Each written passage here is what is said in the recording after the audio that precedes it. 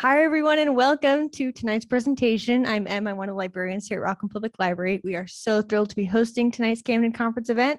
I'm going to turn it right over to Bill Buckhovner, who is going to be introducing tonight's speaker. And I think that's it. So go right ahead. Thank you, Em, very much. On behalf of the Camden Conference, I would like to welcome you to tonight's program. And we would like to thank Rockland Public Library and the Friends of Rockland Public Library for making these programs possible. The Camden Conference is a nonprofit, nonpartisan citizens forum driven almost exclusively by volunteers from our community. The mission of the Camden Conference is to foster informed discourse on world issues. In keeping with our mission, we offer a series of community events leading up to our annual weekend conference. These free events are intended to provide background on the yearly topic and to touch on areas related to the February conference that may not be covered in its 3-day format. This year's conference, our 36th, is entitled Global Trade and Politics, Managing Turbulence. And it will take place February 17th through 19th, live at the Camden Opera House. Early ticket sales for members of the Camden Conference began October 24th. We encourage you to become a member of the Camden Conference if you have not already done so.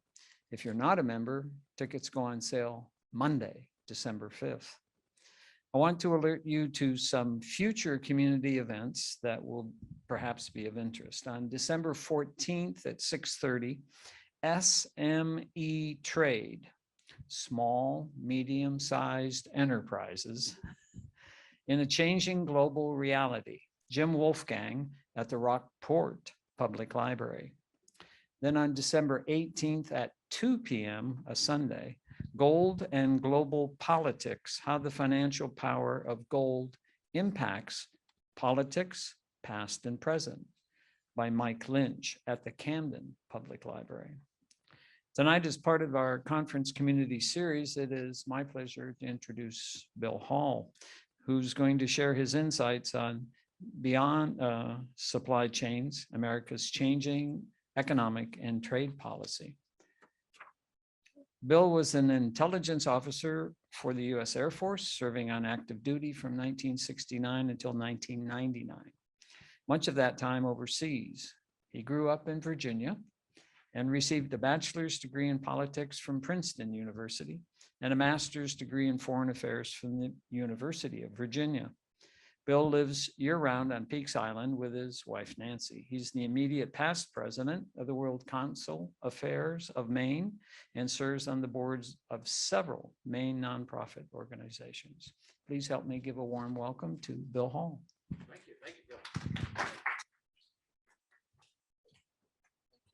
Good. Well, I appreciate the welcome, and I hope I don't make you dizzy because I do like to move around during a presentation. But I thought the conference the Camden Conference looks like it's going to be really interesting this year, and it's certainly a topic that's relevant to all of us. And so when I was asked to do a talk, I figured, well, let's look at supply chains. But it's more complicated than supply chains now. So when I was writing up a proposal, I submitted this to V. Sheehan, who was my recruiter for this.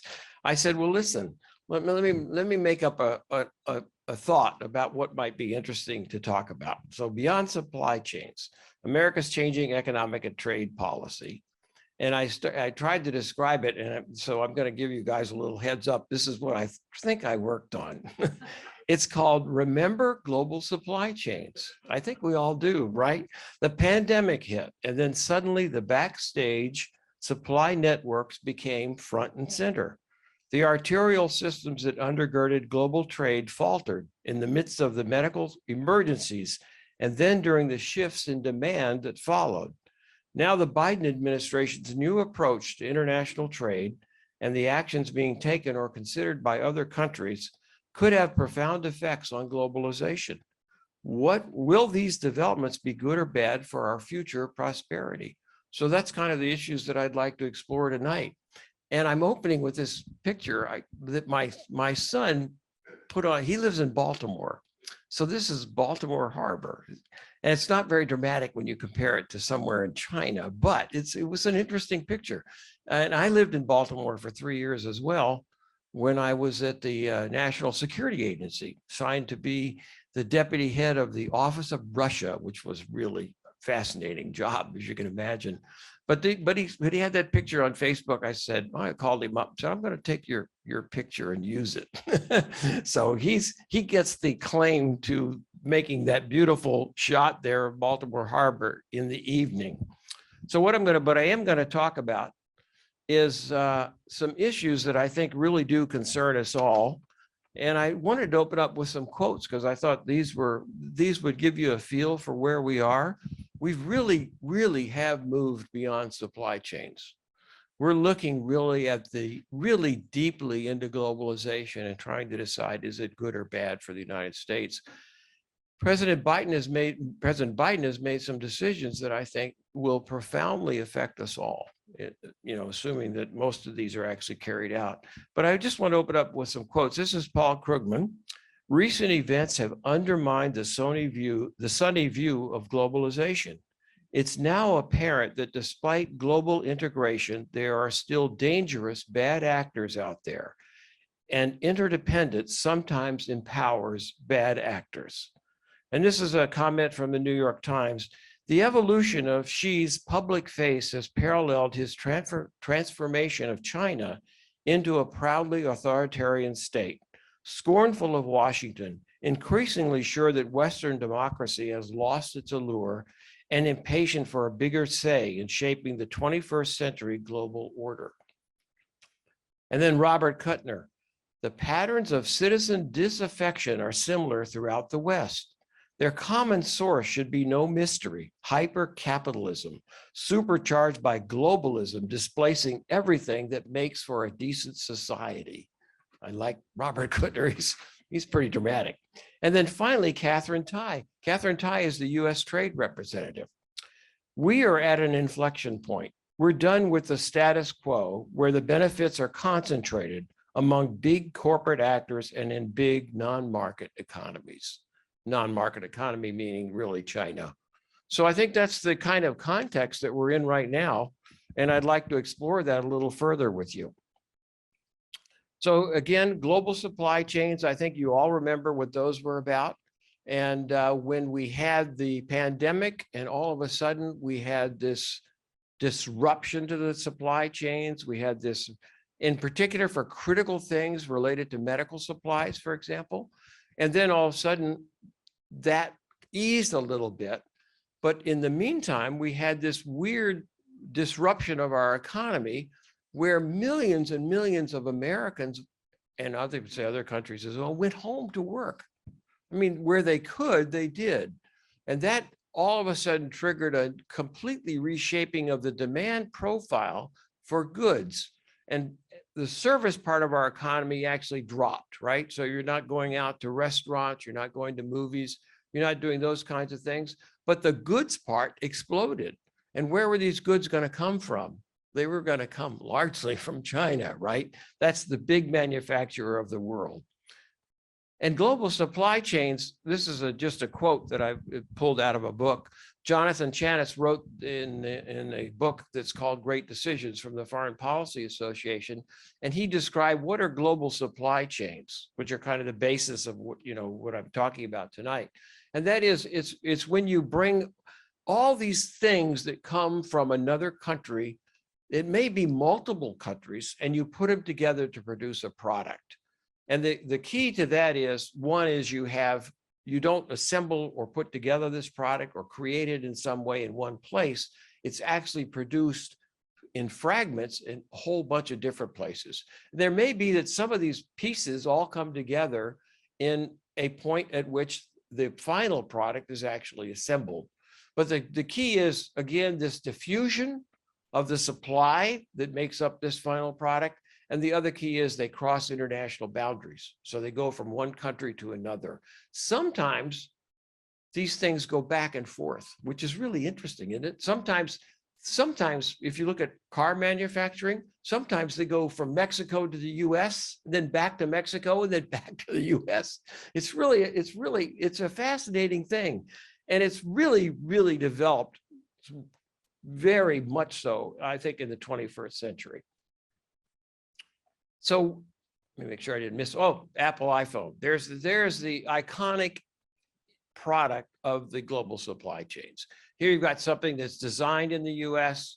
They're components from Germany, they're components from Taiwan, they're components from China, they're American components. All these things fit together, and then there's a final assembly in China itself.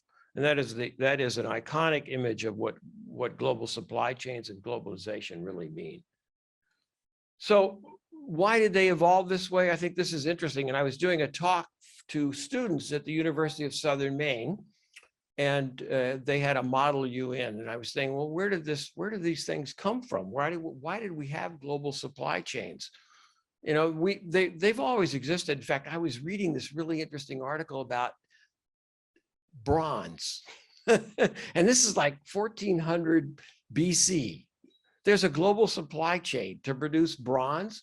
The Cretans, and I lived on the island of Crete for a couple of years, so I'm familiar with this. They were experts in bronze manufacture. They were weapons, they were all kinds of things that were made out of bronze, but they got their supplies from all over the world.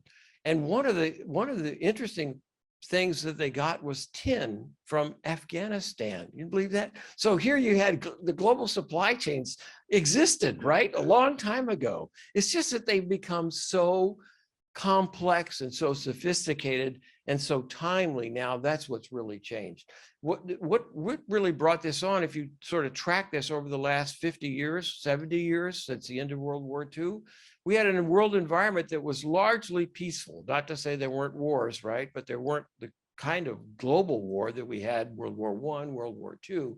And you had these institutional structures that emerged in this.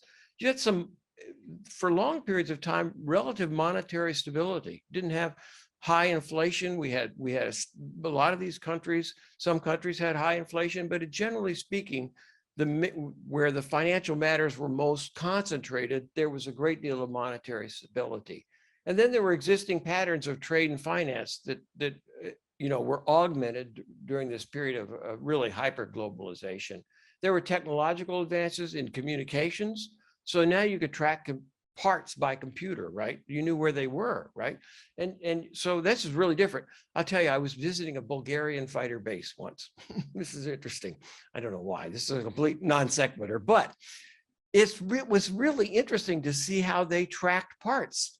I went to their maintenance facility. It's a modern fighter jet. There's called a MiG-29, and they were responsible for maintaining this.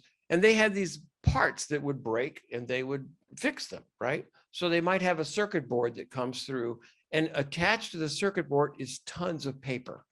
Every place that circuit board went was notated on a piece of paper. And that's how they monitored this particular product, right? Well, this is all changed. Digitization changed this dramatically. So you didn't have to worry about anymore tracking things on paper that only some people had, right? Pretty soon, everybody had this amount of information all on the computer. And you could actually produce things like iPhones without worrying about a paper trail that goes along with it. So really, the technological advances were a huge part of building these global supply chains. And then you had a conceptual change too. People were comfortable with global supply chains. So they were comfortable with putting together products, right? Where all these parts would come from some other place, and they wouldn't worry about that too much. It was all part of the pattern. So they accepted this as a normal part of the creation of a product. And of course, when I talk about global supply chains, you can't leave out money too. Money was moving, not just goods, but also money as well. Government actions in general, in the last 70 years, we've had a lot of tariff abatements worldwide, encouraged by the IMF, encouraged by the general agreements on tariff and trade, and so forth, that have really lowered tariffs, generally speaking. So you're not going to come across with some product and go from Mexico to the US with a 25% additional cost because of a tariff. So you had lower tariffs. You had, this is really interesting, you had deliberate industrial policies. The US has always had industrial policies. So if anybody tells you we haven't, look at our military, if that isn't one giant, and look at our oil, look at our automobile manufacturing, all these manufacturing and things that we have all been somehow imagined by the government and supported by the government. So we've had industrial policies, but these really were over that 70-year period were really refined in certain places, and mostly in Asia, where the governments deliberately picked a particular aspect of industry that the government was going to support. And if you look at China, there are several industrial policies that China is supporting right now. Korea decided they were going to be in shipbuilding, and they were going to be in electronics, and they were being commercial electronics. Japan had industrial policies that favored commercial electronics and automobiles. These were all things that were done by the government. So they weren't just emerging from the marketplace. These were deliberate industrial policies. And those fed the global supply chain as well. And when I say sector subsidies, I mean, if you just take the boxes the containers that things come in nowadays, China heavily subsidized the creation of those boxes. The Chinese government really heavily subsidized those in order to be able to move their products overseas, over to Germany, over to the United States, wherever they were going. So that's a sector subsidy that was going on, and it's part of their industrial policy. And then you have this really huge, this is really fascinating, you had this growth of China as the world's manufacturer, right? China was going to build stuff. And you had the US becoming, well, always has been, but a consumer extraordinaire. Now, that doesn't mean that China exports only to the US, because it certainly doesn't. But there was this gigantic flow, bigger than all of the others, from China to the US. So the US really receiving products that were made in China. And that was all part of the globalization as well. So all these things were happening. They took a while, China, it took 30 years for China really to move into this position, but they did. And we really favored that. We put a lot of money into China in order to have China become the manufacturer of the world. And I'm going to see if I can make this thing go in there. Oh, here we go. There's globalization's world is really interesting. Again, it's everywhere. And I thought this was interesting. I looked at this picture. This is a picture from China. And then I looked at Einskip. So even this is from the Portland Press Herald. And that looks pretty small, doesn't it? But it's interesting that we in Portland are also involved in the trade of, a product that's coming from a company in the North Atlantic, right? And this company is carrying goods to and from Portland. So Portland is involved in this trade as well. And that's our port. And the port has been growing steadily. I mean, it's small compared to, say, New York City or Long Beach, right? But still, it's part of the pattern of growth. And the Einskip is actually going to increase their shipments by 25% in the near future. So Portland is involved in this as well. So what have we gained? We have gained a lot of stuff. I mean, it's absolutely amazing how much material gain there has been. And actually the efficiency of the production is amazing. And what you do is kind of the thought of Adam Smith, right? In the 1700s, writing about what do you do to run economies? Well, you have the place and the people who can produce a particular product most efficiently, most cheaply, whatever it may be. They concentrate on that, and you do something different, because that's where you get economic gain. And it's true, it actually does work. So if you put a particular part of the economy into a place where it's going to be most efficiently managed, right, then you have an economic gain. And we really did have an economic gain overall. You had a worldwide economic growth. I mean, it was amazing when you think about the amount of worldwide economic growth. Didn't mean it was equal. Didn't mean Africa grew as well as, say, Northern Europe, Western Europe.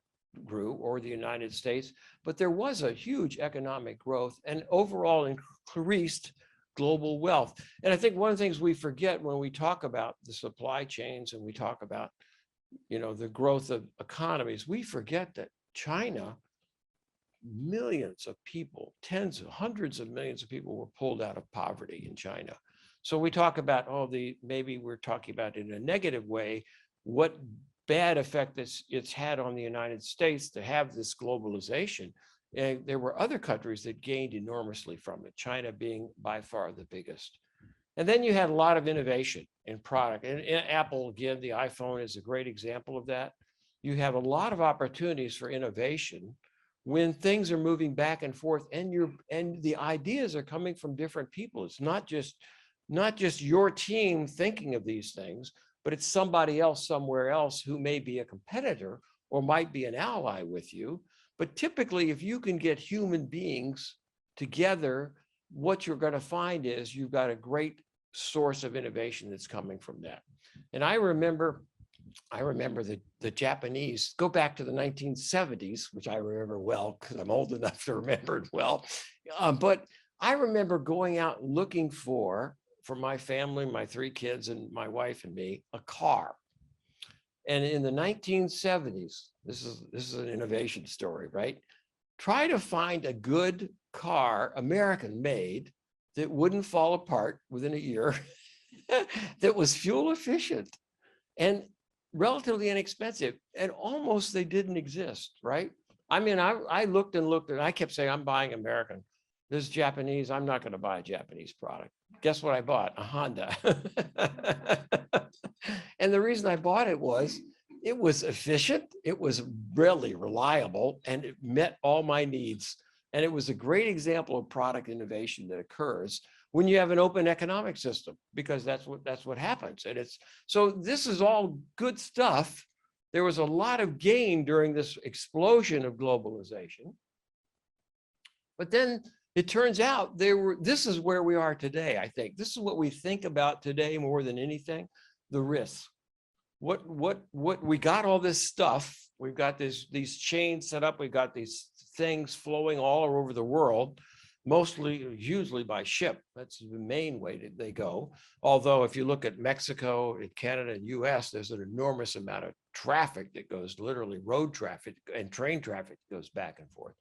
But we discovered, and the pandemic really brought this home, we discovered heightened vulnerability. Supply chains make you vulnerable, right?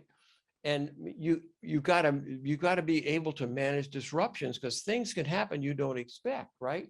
They can be natural. So you got and the pandemic was natural, right? That didn't come from, I hope we didn't go invent it somewhere in a lab and release it. But anyway, I'm assuming it was natural. But then it's a disruption. The pandemic, all of a sudden, disease element is out there. You've got a disruption to the supply chains. And man-made, look at Ukraine. This is a good example of a man-made disruption to a supply chain. So Ukraine produces like 25% of the world's wheat. I mean, it's amazing. It's a wheat producer, and a huge amount of grain that all of a sudden people aren't get access to anymore. So you've got a man-made disruption to the supply chain. So you have sudden shortages, price spikes, all those things that happen when you have this vulnerability that suddenly manifests itself. Slowed responsiveness. If you have an emergency, it can be hard to get the response you need fast enough to help you out. Pandemic was a great example, showed that, how difficult it was to get just basic hospital supplies during that period of time.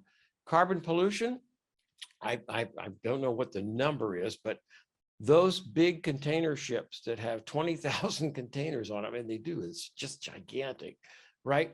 And they're crossing the seas in vast numbers, I'm convinced are contributing quite a bit to the carbon pollution of our atmosphere.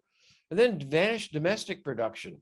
So you've got job loss, and this is occurring in the United States. I think there are plenty of examples of this. Job loss, depressed communities, and growing inequality.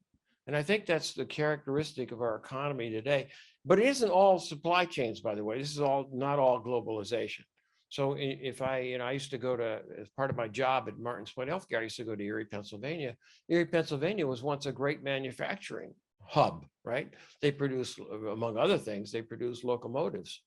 And guess all those locomotives, there are no more locomotives being produced in the United States. They're all coming from overseas. So that went away. So all that work went away. And that's just one example. There's cities all over the country where that kind of production went away. Interestingly enough, it started to go away in the late 1970s. So it wasn't the result of the Chinese doing it. It was the result of other countries picking it up, but also the result of a great deal of automation that had been brought into the entire process. So the process was changing, and they didn't need all these places where you build, for example, locomotives. All it could be concentrated in one particular area. But anyway, again, globalization, I think, has contributed. I think it is an element of, you have to consider it. I don't think it's the explainer of everything that happened in terms of our workforce and our employment in manufacturing, but it's certainly an element to it. So you've got job loss, you've got depressed communities, and you've got growing inequality. And this is what President Biden is talking about a lot today. So this is what you'll hear over and over from him. And then you've got the other thing that he talks about now, and it's not just Biden, it's the entire administration, is security. So what's happened in the Biden administration now, you have a National Economic Council headed by Brian Deese, and you have a National Security Council. And these two are working together, literally side by side now. And one of the reasons they're doing that is because they're worried about the issue of security. So if you're going to, if your economics contributed to your, do the way we do economics now, is the pattern we've set up for economics contribute to our insecurity? That's the key question. If it does, what do we need to change to get heightened security again? So I think these last two items are going to be are already very prominent in the Biden administration. And so here's the reassessment that President Biden has undertaken. He has, interestingly enough, despite the Democratic criticism, he's kept the tariffs. So these tariffs, now not all of them, some of the ones that were put on steel and aluminum, those have been mitigated. They're not completely off, but they have been changed, reduced. But the big one is there's a 25% tariff on Chinese goods that Biden just left alone. So Trump put them in place and Biden hasn't touched them. He also issued an executive order on supply chains back in 2021. And there was a report that came out of that. I think the executive order was 2020, but 2021, the report came out and described what the United States needed to do to manage supply chains so that they wouldn't create these risks for our economy and for our security. And then that was followed by an industrial and innovation strategy, which came out in the summer of 2021. So over a year ago, Brian Deese went out to the world and he gave this talk, and he's the National Economic Council, but his talk was all on, he called it the industrial strategy of the United States. So what he was doing was making it really explicit that the United States indeed has an industrial strategy, and he was going to, meaning the administration, was going to actually pump that up, was going to make it even more so, if I could put it that way. And then you had the Infrastructure Act, and all these things are feeding into our trade and economic policy, by the way. There are elements of each of these things that affect our trade and economic policy. And the Inflation Reduction Act, again, that had an effect as well. And you have to kind of pull the pieces out that affect it, but they affect our trade and economic policy in a variety of ways. And then you had the Chips and Science Act, which put export controls on computer technology and microchips. And this is, I mean, it's creating a really interesting environment for us right now. So this, to me, this is all a big change. This is not a little change, it's a big change. And it's a really complete rethinking of our approach to economics and trade. And I'll talk a little more about sort of the key elements of that. But I think this is a major change that's going on now. And it's certainly interesting to see. And it's not without its own risks, unfortunately. So the executive order came out in February 2021. And here's the areas they were looking at. They wanted to set up the president for national security and economic assistance to the president for national security and economic affairs. So it wasn't just the economy they were looking at. They were looking at the economy and security together. There was a 100-day review of the supply chain risks that was carried out. And there were 4 areas that were a focus. Is that 4? I think it is. Semiconductors, high capacity batteries, critical minerals. So where do you get lithium, for example? You know, it's all coming overseas now. There's lithium is all over the place. You can get it in Maine. There's a good opportunity to have lithium mines in Maine. And pharmaceuticals. Why is it that 80%, or I think it's 80%, might be higher? I don't know. Why are all of our drugs coming from overseas? It's an interesting question. So and that might be a supply chain risk. And then you had 1 year from that date to report out. And the report out has what has come from that initial executive order. The report out has come in terms of all these acts, the Infrastructure Act, the Chips and Science Act, the Build Back America, all those things have been as a result of the executive order that was issued. All the departments went back, studied their issues, and they came out. And all these things since then have been introduced as actual legislative items into the Congress. And the amazing thing is that there was negotiation and there were changes to the acts as they went through Congress, but mostly the Biden administration got what it wanted, which I think is interesting because it was as you know, a very close call in the Senate, a very small minority, a majority for the Democrats in the House. So we've got an industrial and innovation strategy now with 4 key areas: semiconductors, critical minerals, pharmaceuticals, and batteries. That's exactly what was in that executive order. And we've got a 2021 Infrastructure and Jobs Act, $1.5 trillion focused on clean energy and high-speed broadband. So again, clean energy is one of the features of the Infrastructure Act. One of the issues for the Infrastructure Act is going to be, though, whenever we talk infrastructure, people think of roads, right? Roads, bridges, right? So whatever you do in that vein, everything has a cost, right? So if you build more roads and more bridges, you make it easier to drive, guess what? People drive more.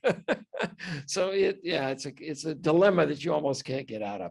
And we're talking about spending. If all this actually comes to pass, hundreds of billions of dollars to support an industrial and innovation strategy. And that's government money. That's our taxpayer money at work, you might say. And then it's all a public-private collaboration. So it's not that the government is going to go out and build the semiconductor plant, right? They're going to work with a company to make this happen. So they're going to provide subsidies to the company. This is what China did, right? China gave huge subsidies to all of their manufacturing enterprises. And to a lesser degree, but to some significant degree, Biden is going to be doing the same thing, assuming all this actually happens. There's always a future. You never know what the future will bring. But if it does, there's going to be a lot of money that goes into supporting economic activities by private companies. And I was reading Bernie Sanders, and he called it a corporate giveaway.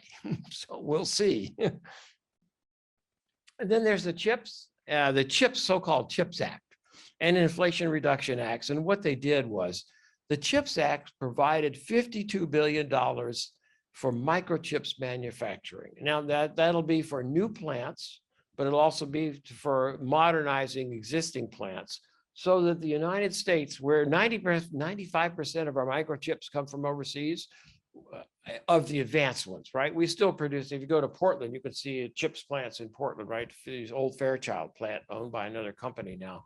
But again, it does not produce the latest microchips.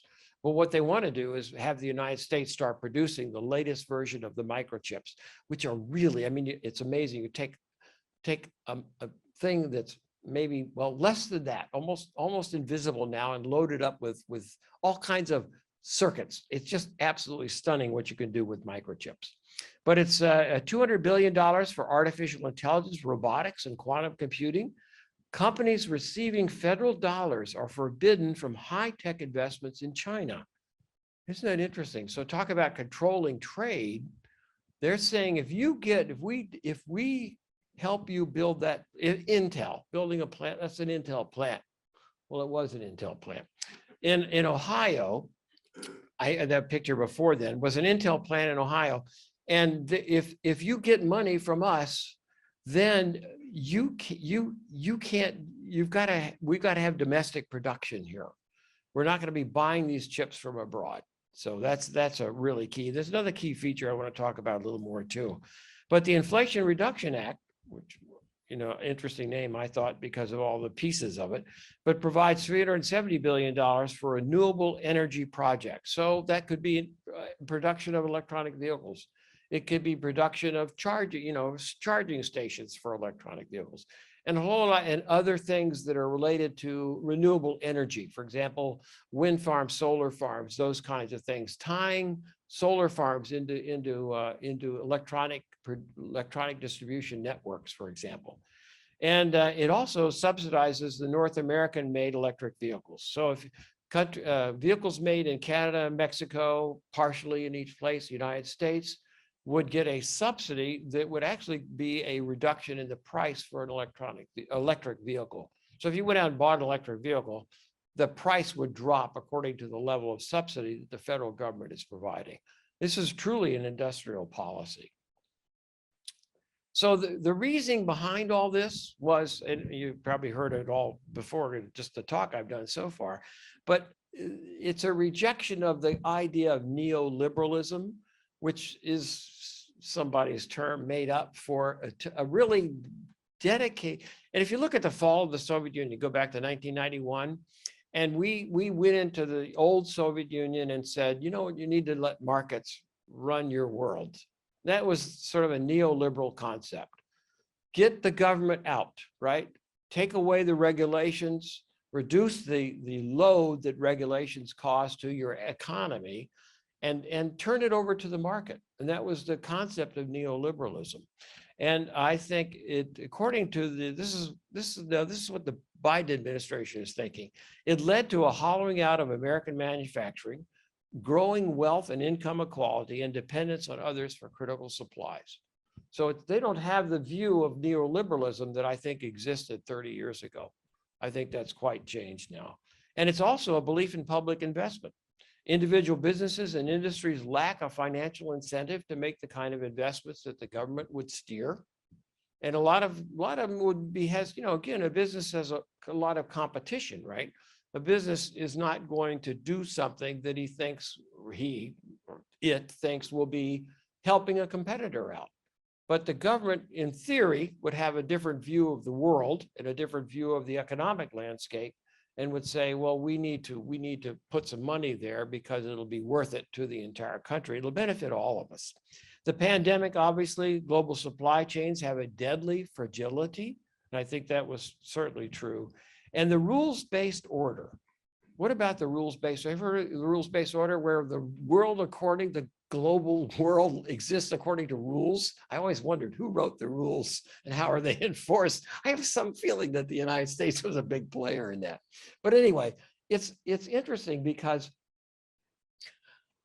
one of the rationales of the Biden administration, China and others aren't playing by the rules. Now, if you go ask the Chinese or the Japanese or the Koreans or the Germans, is the United States playing by the rules? They might have a different answer, but that's what the Biden administration really believes right now. And in particular, they're focused on China. And foreign policy, to the Biden administration, the economic strength of the United States is the core of should be the core of our foreign policy. And obviously it's the core of our security. And then there's the concept that really plays out over and over. You see this constantly. Catherine Tai, I did a little quote from Catherine Tai, the U.S. Trade Representative. Her whole piece that I read was a speech by her, over and over again referred to this Chinese threat. Isn't that interesting? I mean, this is a really different view. I think there was a belief that probably, over time, as China developed economically, got a big middle class, it would become however you think of this, as a normal nation. But it's really, politically, China has changed a lot with Xi Jinping in charge. It is now truly an authoritarian, complete control state. And this is what bothers the Biden administration a great deal. And they're also seeing China as a strategic threat. And that means it's not just military, but it's overall for the globe and where we're going globally, that China is presenting a huge problem for the United States. So these are all rationales for the Biden administration's approach right now. So you got a national security strategy, and this is I thought this was interesting. So I actually went to Google. I said, what's our national security strategy? I love Google. And here it is. I think this is now, obviously, it's a lot longer than this. This is like, it's like 18 pages or no, it's 47 pages. This is a very reduced, but I thought I pulled these three out because I thought they were interesting. America's prosperity relies on a fair and open trade and international economic system. The United States has long benefited from international trade's ability to promote global economic growth. That's a good thing, right? Lower consumer prices and provide access to foreign markets to promote US exports and jobs. So that's in our national security strategy. Yeah, then there's the however, right? It always looks good, and then you read the however. At the same time, long-standing rules that govern trade and other means of economic exchange have been violated by non-market actors. Who do you think that might be? China? Like the PRC. Well, there it is right there. We're designed to privilege corporate mobility over workers and the environment. There's a little Democratic Party flavor to it right there, right? Thereby exacerbating inequality and climate and the climate crisis, and failed to cover the frontiers of the modern economy, including digital trade. That's why you hear so much about the microchips, for example, and the Chips and Science Act. The United States must once again rally partners around rules for creating a level playing field that will enable American workers and businesses and those of partners and allies around the world to thrive. So that is from the national security strategy. I thought those are three key elements of the thinking behind the national security strategy. And it all has a really deep effect on our how we're going to structure our economy and how we're going to structure our trade. So this is where we are. I'm getting close to the end, in case you were wondering. But if you look at where we're going right now, obviously, and again, nothing is ever permanent, right? So what's going to happen in the new Congress? And I'll just mention that at the end. Who knows? Who knows how much this is actually going to happen? But clearly, the thinking is for a bigger role for the government in the economy, an explicit industrial policy, not one that just emerges from, say, we throw some money into bombers, for example, right? This is an explicit planned industrial policy and real money that goes with it. So we're talking about billions of dollars if it all comes to pass. The fading of markets, in quotes there, and globalization as positive terms. They're not used in a positive way at the moment. More reliance on made in America, or at least nearby. That might be, for example, Canada and Mexico. Or if you can't make it there, at least friendly, right? So you're going into different, it's either domestic or it's Canadian, Mexican, right? And they're part of the process, or it's friendly. Now, however, you got to think about it. India, Vietnam, those are defined as friendly, right? Which is interesting. So that may be how it depends on what countries you're going to pick and decide that those are friendly countries. And we can, and Apple is going over to India right now and talking to the Indians about producing iPhones. So this is all being driven. I mean, things are actually happening. Identification and elimination, if possible, of critical supply chains with single points of failure. So if we could get rid of those, that would reduce our vulnerability and pull back from large-scale multilateral trade agreements. So if you're talking, the things like the general agreements on tariffs and trade, big, huge, thing, global implications. The Biden administration really has been lately looking at regional type trade agreements. So going out to Southeast Asia, going to India, and talking about how can we work, a trade agreement with you, or maybe it's in Southeast Asia, it's several countries. It's not to say it won't be multilateral in some way, but I don't think it's going to be global the way trade agreements were in the immediate past. I think that's really a change. An overtly competitive trade war relationship with China. I think those are all, I think, big changes in our approach to our economy and to trade. And I think that's where we are right now. Now, is this going to make us all better off? That's a good question. So that's the really key question. So if you think about, we don't like neoliberalism, we don't want to talk about markets so much anymore. We want to control things. We want to have money from the government going in. We want to identify specific aspects of our economy that we want to improve. We want maybe smaller trade agreements, not gigantic global ones anymore. If you listen to the Biden administration, they think this is going to boost American manufacturing. And mining, we might have, we might be looking for critical minerals in our own country instead of somewhere else. Scientific research, a lot of money going into this CHIPS Act, a lot of money going into scientific research, and hopefully employment, so that we'll be able to employ American workers in our manufacturing, the manufacturing part of our economy. Better supply chain security and certainty, and more discrimination in economic and trade relationships. So you're going to go out, you're going to take a sort of series of questions with you and make sure that if you're going to reach an agreement with Vietnam, you're going to check all the boxes and make sure that this is going to meet our needs. And I think that's a little more discriminating than I think we might have been in the past. And then the risks. I love the risks because they're more fun to talk about because you never know if the good things are actually going to happen or not. But the risks are really, are we, with all this deficit spending, which is going to be generated by these acts, if they all are actually implemented, I do wonder about the inflation control and whether that's, we're going to really get a control on inflation. And then I worry about the effects on the drivers of innovation, because I really do believe an open trade system led to a huge amount of innovation in how things are produced. And I think, again, I go back to my 1970s Honda Civic, when I couldn't find an American product. I do think that when you have that flow of things and ideas, you end up with a much more innovative economy overall. So what happens when we start to do a lot more government direction and maybe tighten up some of the flow of ideas that come into the United States? I'm worried too about how many students from foreign countries we're admitting now. I think we should be much more open to doing that, because that has huge benefit to us.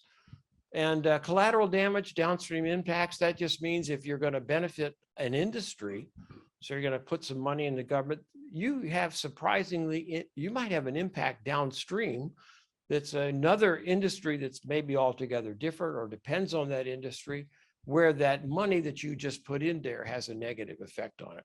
So, and if you look at tariffs and you think about Trump's tariffs on steel, right? What does that do? It raised the price of steel everywhere, right?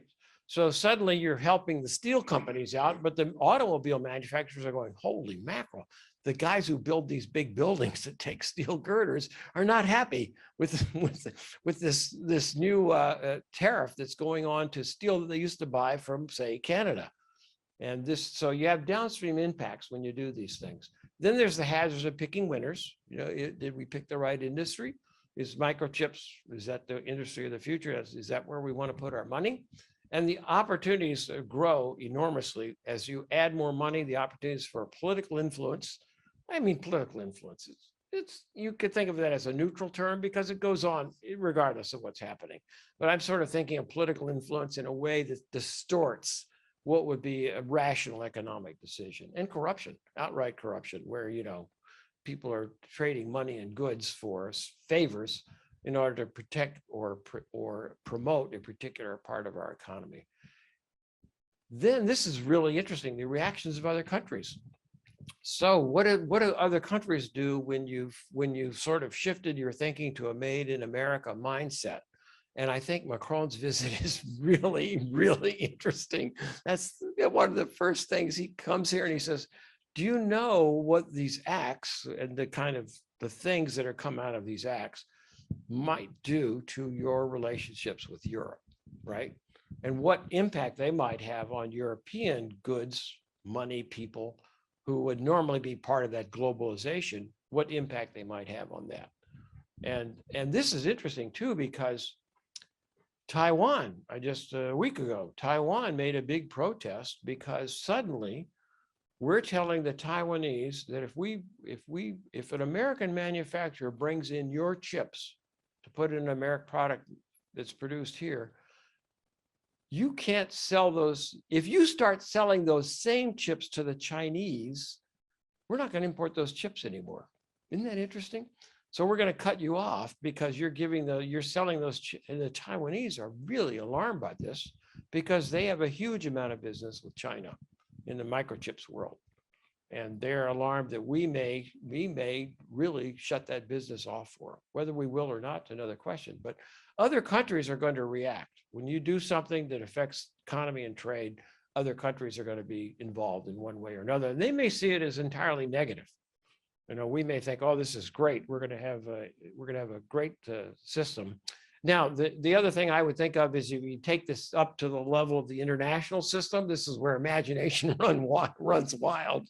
You got to think about where does that leave this global world that we've created? And I would say especially in the last 70 years, where does that leave that world? Does that mean that agreements among countries will be now maybe more regional, maybe more tightly controlled, more controlled by governments?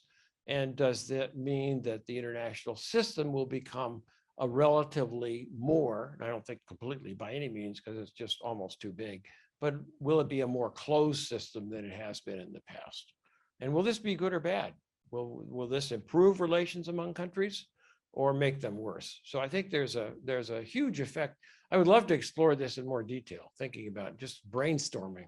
What's the effect of all these things if they actually happen in the United States, which is a huge, as you imagine, gigantic, it is a big manufacturing economy still, and it's a huge consumer economy. What happens when you make these changes to the international system that we have right now? And I think that would be very interesting to explore. So that is and then the new Congress, what are they going to do? We don't know. I just threw that up because I said, hey, put another slide up. And I don't know either. I don't know and it's interesting because Trump was really not a fan of globalization, multilateral agreements. He thought the Americans were always being taken advantage of. And he believed in it's a negotiation country to country. And you negotiate here, then you negotiate here, then you negotiate over there, and you try to protect American interests that way. And it's a very, very very confined sort of business-like approach, but confined in the sense that it's limited to maybe only a couple of actors at a time. Is that a way to build an international trade agreement? Is that a way to have a healthy international system? I'm not sure. So do the Republicans think that this is a good approach or not? And I don't know. They're going to control, as we know, we have a small majority in the House. Democrats apparently have a small majority in the Senate. So where are all these things going to go, like the Inflation Reduction Act and so forth? Will it be implemented to the extent that the Biden administration would like them to be? So there you go. That's it. I think we're in a very interesting time, and somewhat it could be a little scary, but it's certainly interesting. If you like international affairs, this is a great time to think about what's going on. So that's my talk. Anybody have any particular questions? Jay? Yeah. I just wanted to give you one little example of the noise of what you were talking about, which is just looking at the Apple. Yeah. My daughter went in with an Apple phone that she was going to trade in. She was ready for a trade-in. She had a completely broken screen, and that was the only thing. It was, you had to kind of look through a wave of, a spider web of glass to, see this. Right. Anyway, she said, otherwise it was working. So when she went for the trade-in, they said, if we can have you trade in your old phone, you're so short on chips. Oh, no. That we will give you an $800 discount. Oh, my God. Off of the cost. Yeah. So go in now. $800. What? I got that. You did? See, there you go. Oh, that's amazing. Just so they can go in and do a little surgery, get the Yeah. chips out of her old SIM cards, et cetera. So That's it's a why great they time say to go in there. In any condition. In any Wow. condition, yeah. There you go. They were very happy to see hers. Mm-hmm. Wow, that's amazing. That's really incredible. Wow. Yes. What do you think of the supply chain risk of when we look at JIT and then compare it to warehousing? I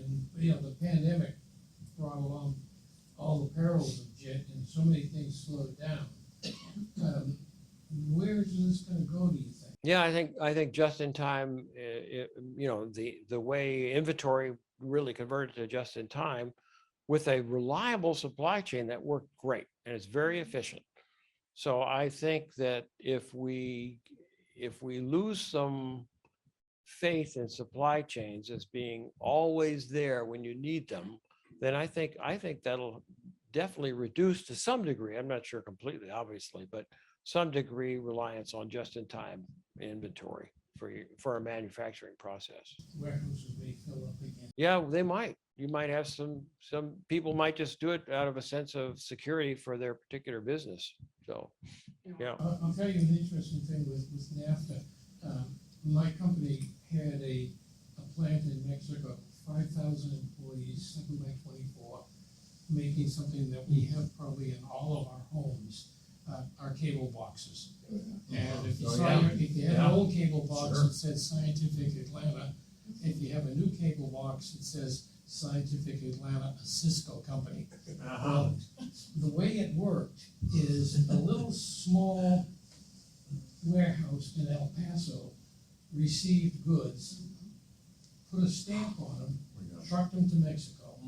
They entered the manufacturing cycle, went through the manufacturing cycle, trucked the finished product back, boxes unsealed. Wow. Boxes had tape put over them and a stamp, assembled in Mexico, made in America. Yes. That's NAFTA. Yeah, absolutely. Yeah, and they were sending, we were doing this between the United States and Mexico, and we were doing it also in Brussels with many other companies sending products, you know, chips and Oh, yeah. other components for it. Right. But it was just an amazing thing to see it work. But one day, if it failed, 5,000 people were sent home from work. Oh, wow. Yeah. Anybody else? Yes. One of the things that worries me is the lag time between, I believe that words matter. And I agree with, we need to stop talking about global whatever and start thinking of our supply chain and our agreements in different language. That's more palatable and better represents what we're doing. But school districts and departments of education are still going under this mantra of prepare, and I'm gonna quote it, prepare students to compete in a global marketplace. So right there, we say that our students are commodities, that they are functionaries of this competition, and you lose the idea of lifelong learning. Instead, it becomes a dog-eat-dog competitive force. So I worry about that. I worry about the fact that we think about all these things in such definite industrialized ways. And our language is very industrialized. But our departments of education aren't thinking that way. They're on, last year's train.